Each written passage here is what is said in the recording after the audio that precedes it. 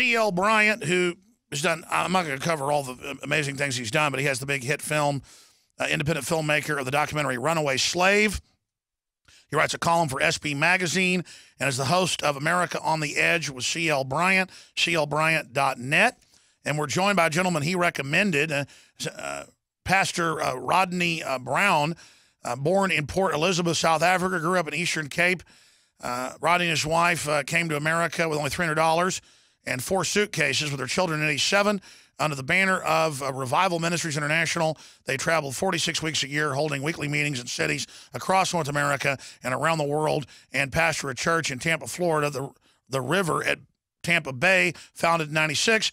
And Pastor Browne also travels frequently to D.C. to meet with congressmen and senators on both sides of the aisle to discuss global banking system and other pressing issues. So that's the reason he's on with us, but also to give his perspective from what happened in South Africa, how they take a real wrong, but then use it to bring in basically communism, is my view. They take one evil and replace it with another. But we're going to discuss it all in the balance of the hour with both gentlemen. C.L. Bryant, good to have you back with us.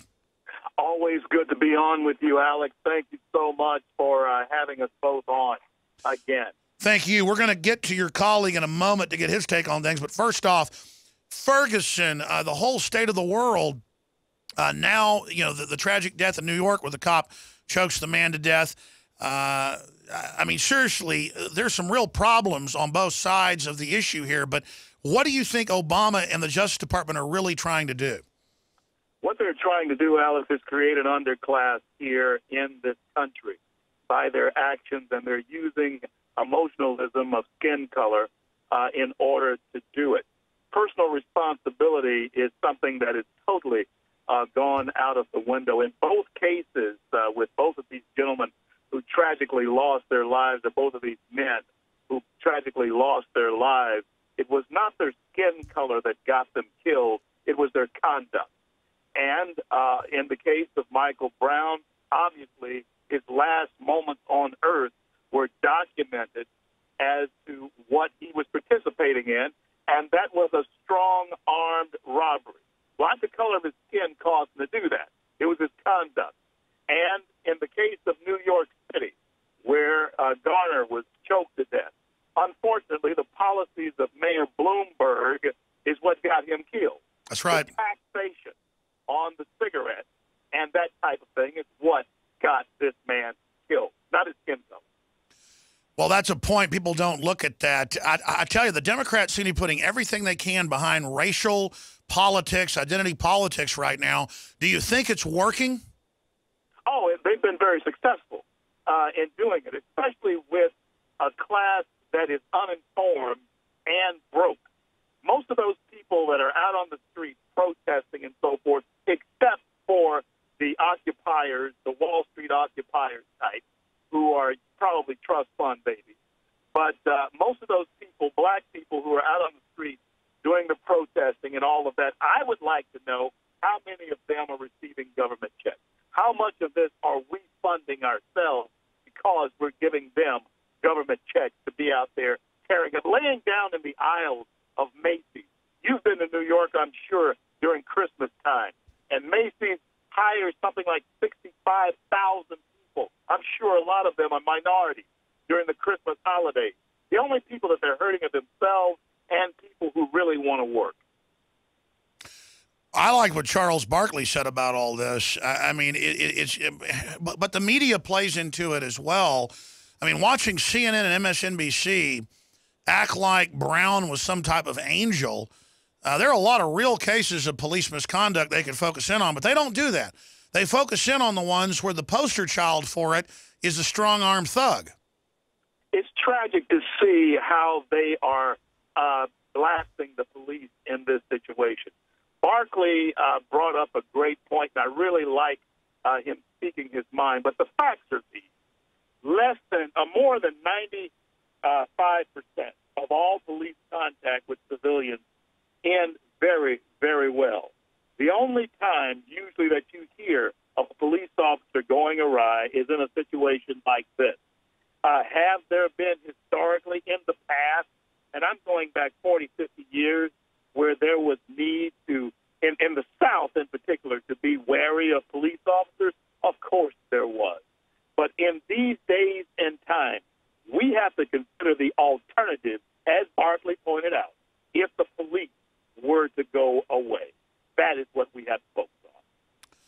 We're going to go to break here in a moment and come back with both of you. And I want you guys to speak about what you want to get into that you think is most important instead of me just asking the questions, because you both have such a wealth of knowledge. But tell us about your colleague as we go out to break, and then we'll come back and talk to him some.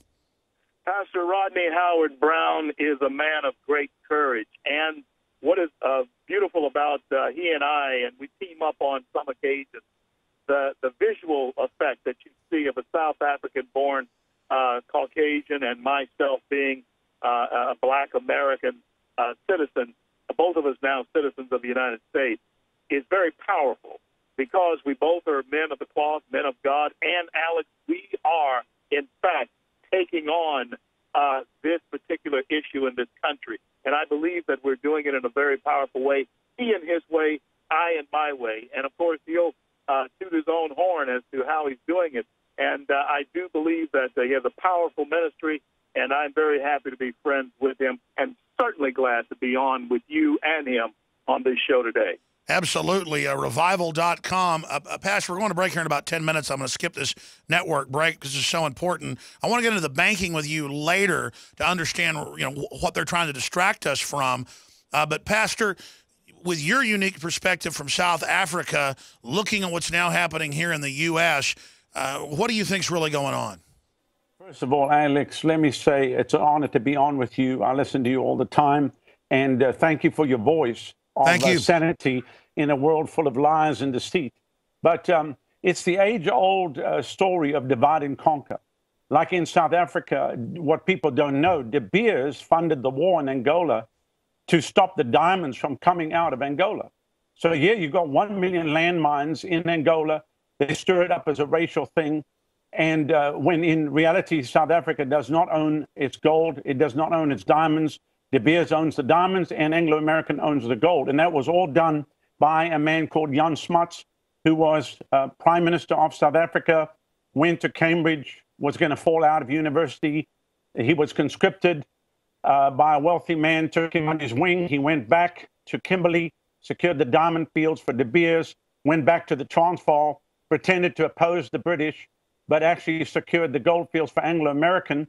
And he rode down the Pall Mall with the Queen. What is an Afrikaner, a white Afrikaner, riding down the Pall Mall with the Queen of England if he didn't sell out to the system? So basically, high treason was committed in our country by a man who was supposed to be the leader of our nation, who sold out our diamonds and our gold. And of course, if they get white and black to fight each other, then while we're fighting each other and everybody's distracted, they steal everything that we have. I was just in South Africa, and I was on national television across the nation, and I challenged everybody. I challenged my African brothers. I said, you have had your own government for 20 years. Is it any better? Absolutely not. It's more unemployment. There's more trouble there right now because basically they can put the puppets in power, but he who pays the piper calls the tune. And so until we deal with the money system of the globe, the politicians, the next one will be out of office, the next one will be in, and he will pay to the highest, play to the highest bidder. As in America right now, we've got $4 billion a year coming through the hands of the lobby groups into the hands of the Congress and the Senate.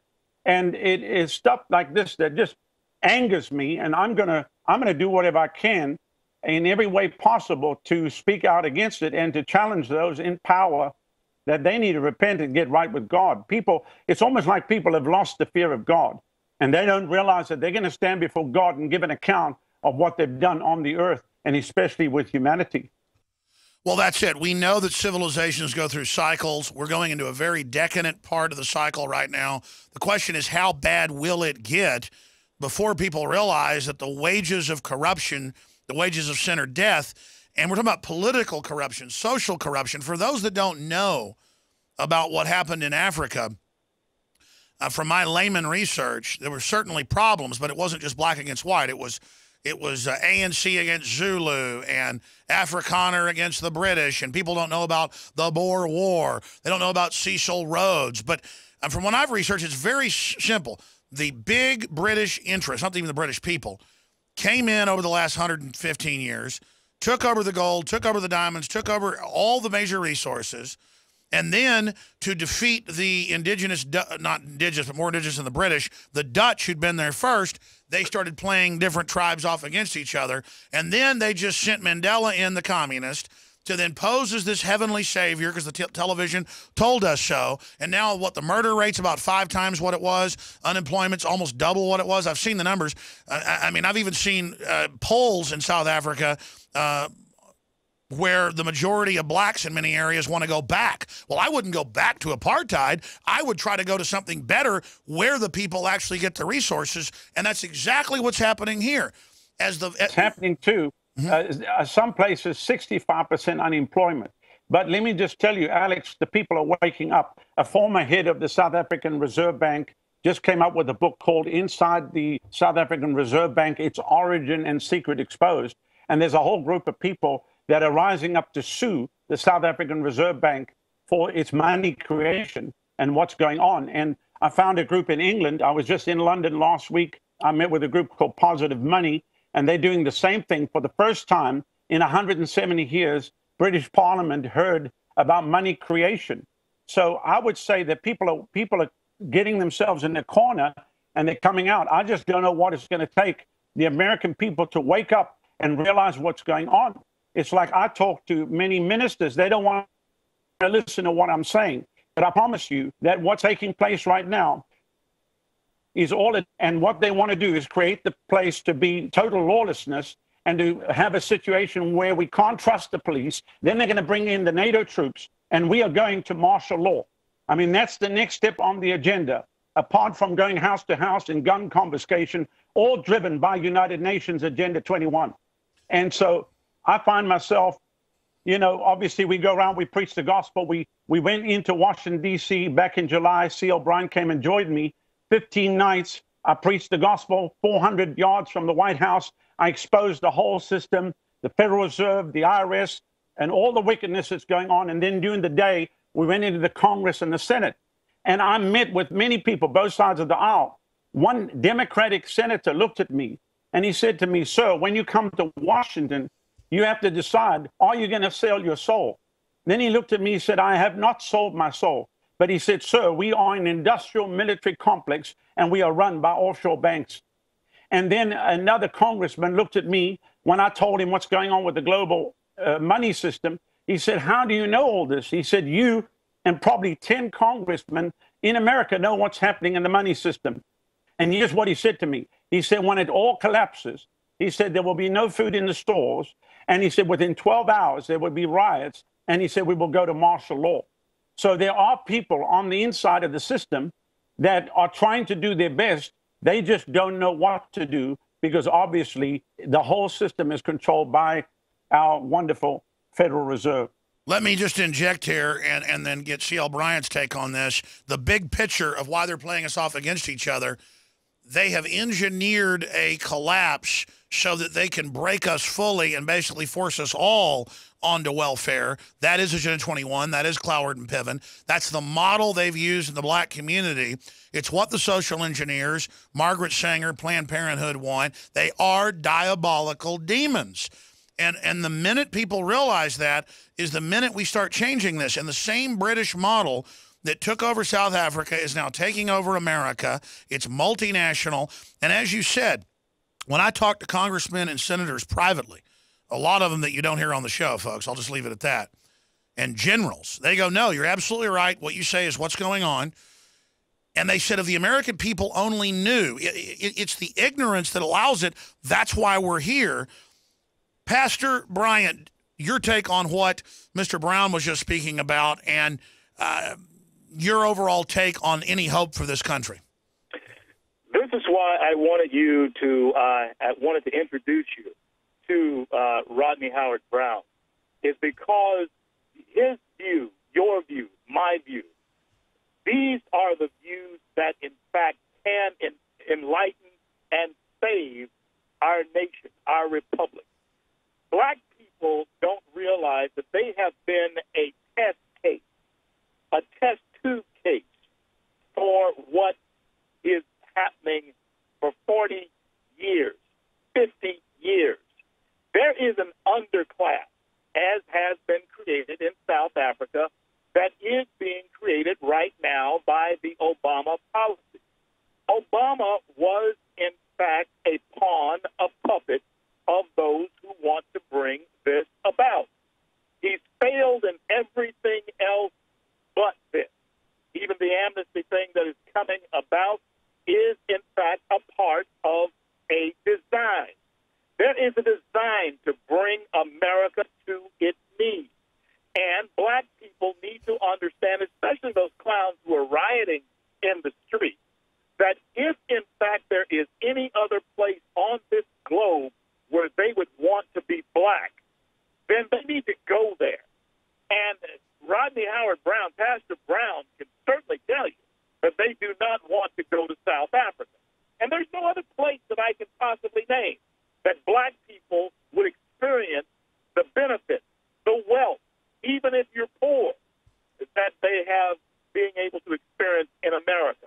And so my take on all of this is that there is an awakening that must take place in this country, or in fact, there will be martial law and there will be an underclass that will help drive it. And Al Sharpton and his minions, people like him, even Eric Holder, people like him. They're in the driver's seat. Stay there, C.L. Bryant. Coming right back to you. Powerful information. Well, he helped found 3 different Tea Parties. He's a successful radio host, very successful pastor, author, researcher, filmmaker. C.L. Bryant is his name, clbryant.net. And he's my type of activist for freedom. I mean, he's out there on every media platform he can, and he's reaching millions of people with the truth. And if more of us start doing that, it's game over. It's game over, ladies and gentlemen. And then we can see real prosperity and people really getting along and really coming together. Makes me so angry, the race baiting and the division and trying to push people into the globalist-run CIA, hip-hop, gangster culture, and the whole rebellious establishment music culture. It's been declassified that they want to wreck our youth. Not the government in general, but the social engineering elements of the private central banks that are in control. J.P. Morgan, Goldman Sachs, De Beers that he was listing earlier that has a worldwide diamond monopoly. Do you know why there are so many movies where there's villains in Africa, black villains, that have black slaves in the Congo or wherever, mining diamonds and gold? Now, in some cases, there's stuff like that. I've studied it. Had documentary filmmakers, mercenaries on, and I want his colleague to correct me if I'm wrong, Pastor Rodney Howard-Browne. But in most movies, when you see Leonardo DiCaprio finding out that there's an evil African country secretly selling diamonds, and they're blood diamonds, they're only blood diamonds when somebody in a country or a region is mining diamonds on their own or through a government to sell them on the market. And De Beers and the Oppenheimers, on record, will send in helicopter gunships to take you out, just outside of law. I remember an article in '99 in New Yorker magazine bragging about it. My dad, on the side, just because he went to college with some of them, knew a major South African family that was in the diamond business, was one of the only families ever to develop a diamond mine outside of De Beers. And then Clinton ordered it an environmental zone in Arkansas, and they bought them out for $4 billion. My dad's friends developed those mines in Arkansas. There's diamonds all over the place. They're semi-precious. They're like agates. I mean, they're near worthless, but people will pay a 5-year salary to get their wife one. It's all mind control. And I'm kind of segueing off, but it shows the type of emotionalism that goes on. The real blood diamonds are the certified safe by the UN and De Beers. That just shows the triumph of fraud over reality. They don't want Africa with its incredible resources to actually go to the Africans. So every time some country starts building up, I mean, look at what they've done in, different areas, kicking all the whites out with the UN there promoting it because they want Africa to collapse. I'm going to go back to Pastor Rodney Howard-Browne of Revival.com. I wanted to have C.L. Bryant finish his point about Al Sharpton and Eric Holder and all of these guys who know exactly what they're doing. And I think you're about to say when there is martial law or a race war, if they can get it, that it's on their hands. Or I don't want to finish your sentence. What were you about to say when the break cut you off, Pastor? When the break cut me off, there is a race war that is brewing, and it's one that is by design of this government. And you have people under the guise of reverend, like Reverend Al Sharpton, who has never pastored a church. Neither has Reverend Jesse Jackson. I've pastored 3 churches.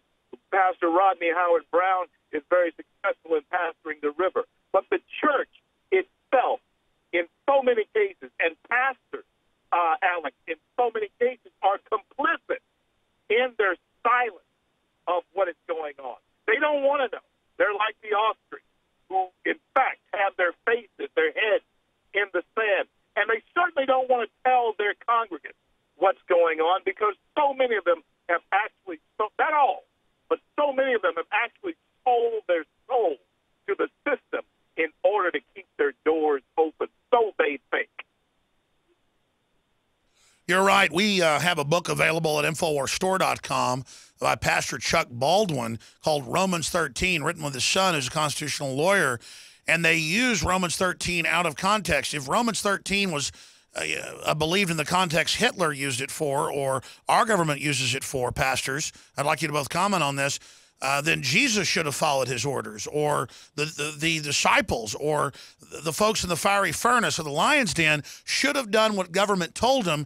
If all government is basically by God, boy, they've really twisted that, haven't they? Alex, there are fiery furnaces in front of us now, and those who will bow down will, in fact, be trampled by the government system.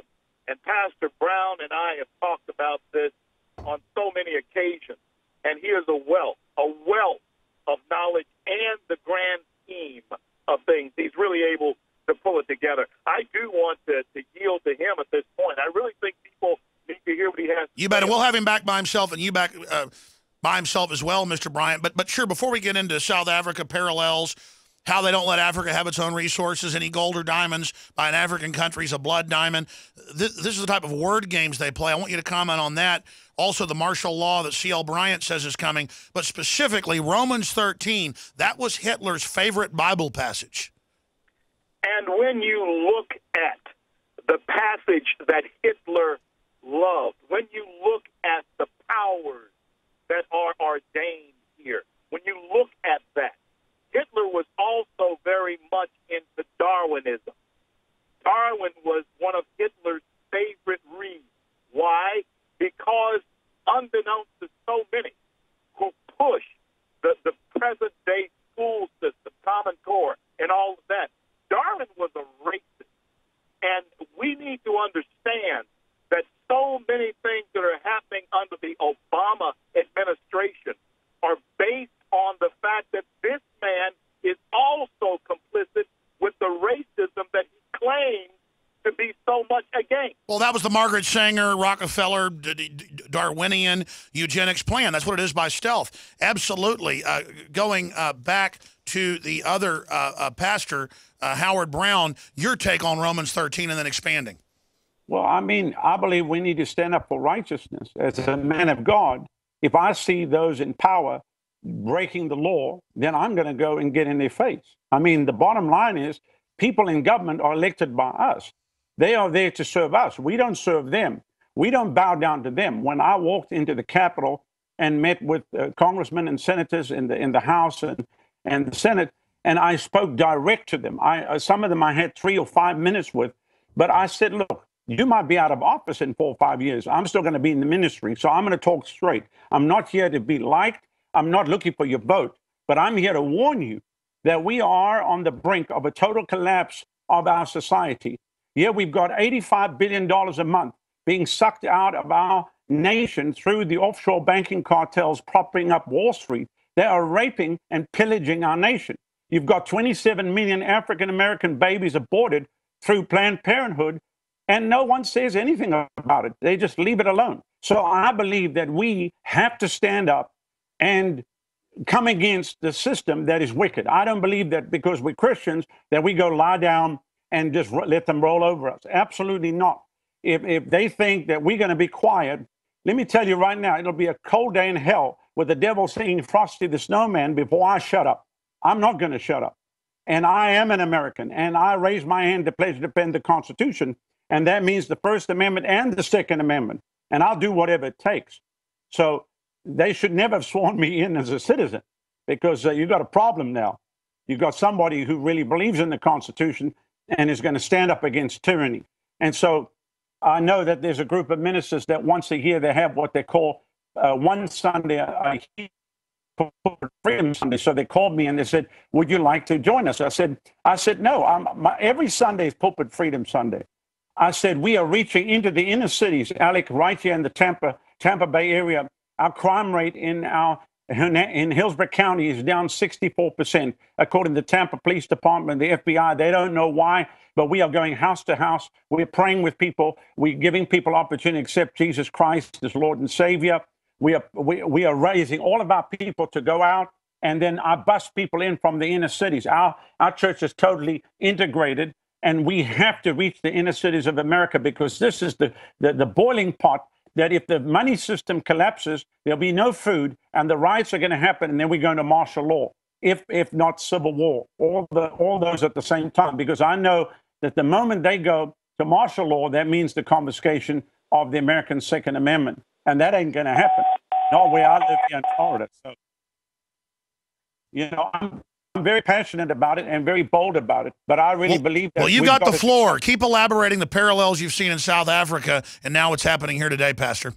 Well, it's a whole bait and switch. So basically, while the American people are fighting each other, while they're caught up with television, while they're caught up in the NFL, NBA, American Idol, watching the movies, going to Starbucks, as long as they can go shopping at Walmart, all of their rights and privileges are being taken away. In South Africa, we've watched a total erosion of the people's rights under the cartel that runs the place. There's nothing more than a mafioso operation.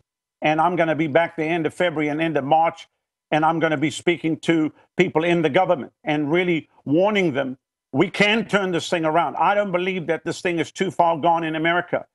I believe that many people waking up. Alex, you have a very big audience. You look what you did to Piers Morgan. That was phenomenal. I thank God that you got rid of him. But I believe that we can see America turned around. And the only hope for America is another great spiritual awakening.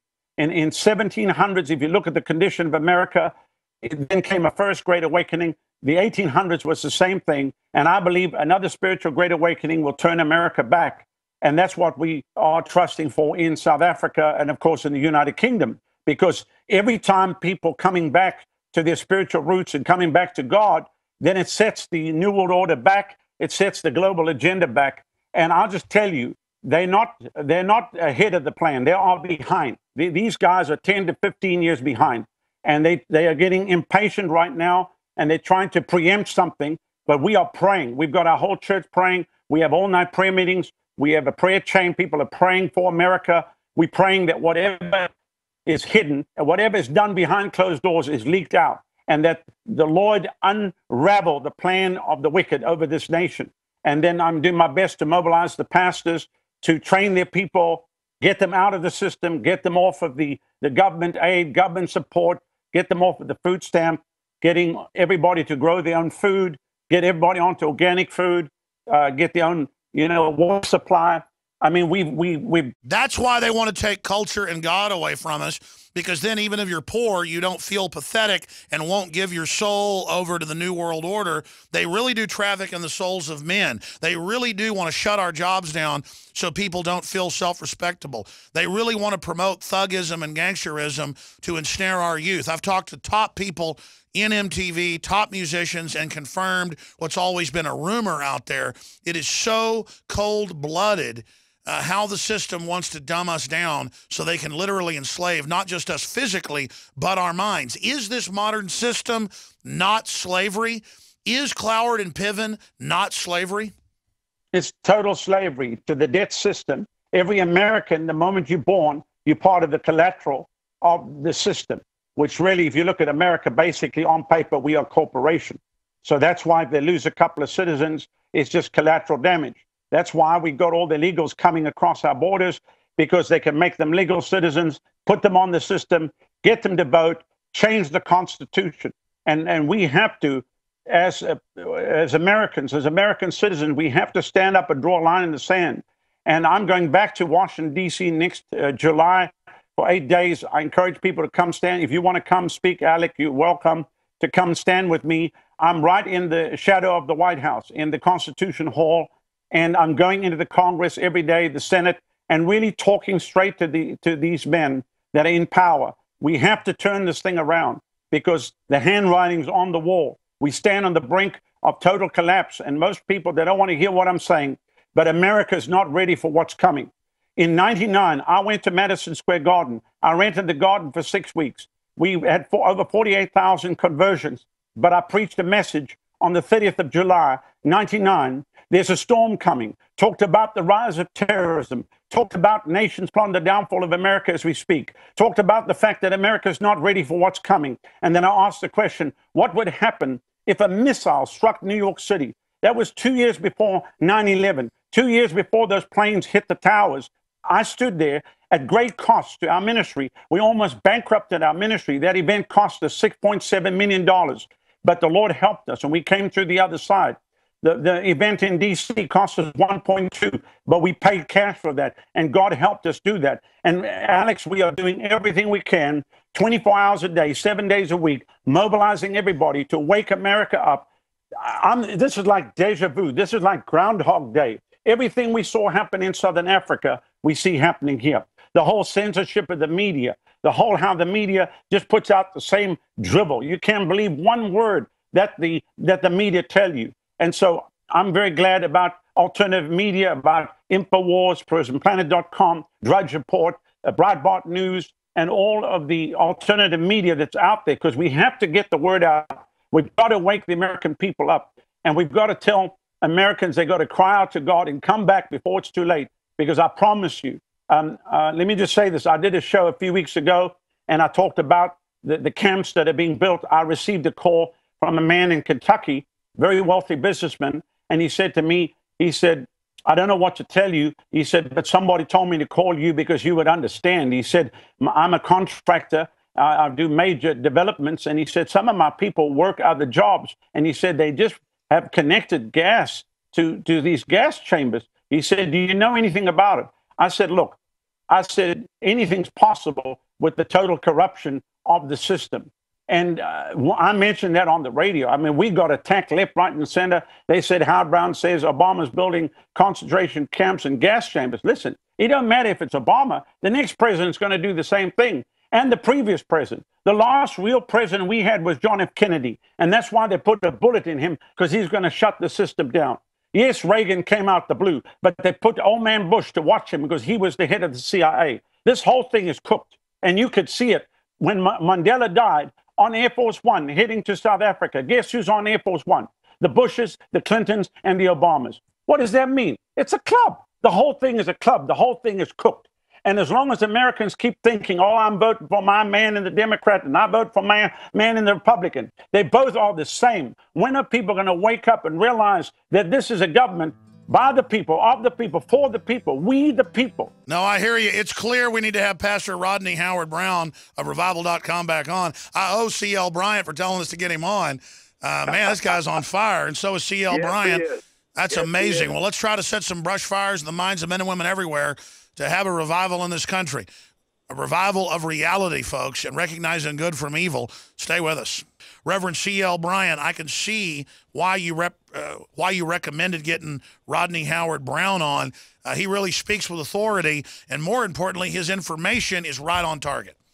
And the model of his church, and of course my pastor, James A. McMinnis, is also the pastor of an interracial church.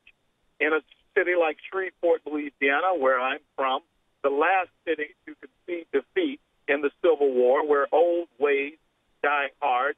You have a church that we preach to over 3,000 people every Sunday. And so I would recommend that you speak with him as well, because ministers, pastors, the church is going to have to lead this particular fight. Men of courage, men who will not back down from the principles, who will not yield to the politics, but will stand on the principle of God's word and their personal convictions that are anchored in that word. That's why Pastor Rodney Howard-Browne is a dear friend of mine, and this is why my personal pastor, of course, I'm the pastor at large around the nation, but my personal pastor, Pastor James A. McMinnis, is also someone who has those same convictions. Well, it was the church that led the Revolutionary War in 1776, and now the government's come in with faith-based initiatives and the rest of it and taken it over, and that's why we're in so much trouble. That's why they push all this immorality on purpose, is to obviously make us servile, mindless, and childlike. We're going to come back with 5 more minutes with both of you. Stay with us. I'm Alex Jones, Infowars.com. Revival.com is Pastor Rodney Howard-Browne's website. CLBryant.net is Reverend C.L. Bryant's site. Can't wait to have him back up when his new book comes out. Finishing up, men, going back to Pastor Browne, other points you'd like to add, other things you'd like to say to the people out there? When I was in Washington, D.C., right after one of the night meetings, a man walked up to me, and he shook my hand. He said, "I work for the Federal Reserve." So I burst out laughing. And then he looked at me, he said, "Everything you're saying is true." And I said, "Well, I know that because I've studied. I've got all the books on the whole thing, because I realized when I was a kid growing up in South Africa, I always thought to myself, something's wrong with this picture. And I just, couldn't really understand. I got a hold of that book, the same book that got you turned on, which called None Dare Call It Conspiracy. My mom and dad had that book, so I read that book, but no one really said too much about it. And then, of course, I came to America, and here we are in the land of the free and the home of the brave. And I'm just focused on the church and revival and getting everybody back to their first love. But about 5 years ago, the Lord really spoke to me and showed me what's going on. It was like a shock to me. Alex, I have to be honest with you, I cried for 2 days over America. I could not believe that the America that I came to know and love is not what it seems, that it's really a facade. It's like Disney World. It shocked me to the core. And I realized that I have to wake the churches up and get the pastors on board and mobilize the people. If you can believe it, I'm starting gun clubs in churches. So amazing, kind of radical. But if we don't have our Second Amendment, we won't have the First Amendment. And so I appreciate so much what you're doing. We want you to know that we're praying for you. Don't worry about the critics. As we always say, the dogs bark, but the caravan keeps moving. And the fact of the matter is that 100 years from today, in eternity, you and I will look at each other and we will say we were not quiet and we did not shut up, but we were bold to tell the truth and to stand up for what is right. And so I salute you, Alex. No, I salute you. We're all in this together to try to get justice. And as you pointed out, of the 50-something million people aborted, half of them are black or more. You'll never hear that out of Jesse Jackson's mouth or out of Al Sharpton's race-baiting, evil FBI mouth. It's just so sickeningly corrupt, and we just need to alert and warn the people. And as you said, and as Reverend Bryant said, there is an awakening happening, but the enemy's coming in to try to stop that. And as you said, the globalists are about 15 years behind. They're scared. They're not invincible. Closing comments, Reverend Bryant. Alex, when 43% of all abortions in this nation are performed by 13% of the population, there's something terribly wrong with those figures. How can black folks be upside down in that type of massacre if there's not a design to it? And then how can black people support a party that is, in fact, contributing to the mass genocide of the people? And so I encourage everyone to follow me at RevCL Bryant, and our website is under construction. radio show and love to talk to you about it. The new movie will be out soon, Red, White, and Black. If you like Runaway Slave, you'll love this. Man, I love the names. I love the names you come up with, but also the content. It's so exciting. I mean, you're writing books, you're making films, you're reaching millions of people. You are the answer, Mr. Bryant. People like you and your spirit. And I know this isn't a love fest today.